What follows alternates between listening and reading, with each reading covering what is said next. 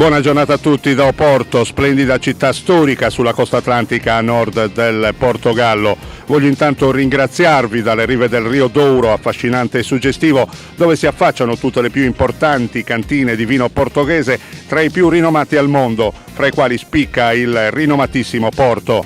Qui davanti a me le antiche navi che da secoli hanno navigato queste acque che sfociano qui vicino sull'Atlantico, con le botti piene del pregiatissimo vino. Per il sottoscritto questo portoghese è l'ultimo appuntamento di una stagione lunghissima che mi ha portato in tour per l'Europa da nord a sud, da est ad ovest, con il format televisivo Il Calcio on the Road Europe. Servizi speciali dedicati ai più prestigiosi club internazionali da tutte le più importanti capitali europee, ma anche con approfondimenti in campo culturale, artistico ed enogastronomico. Un cammino lungo e interessante che cercherò con grande determinazione di ampliare con l'apertura della nuova stagione targata 2019 per progetti ancor più ambiziosi.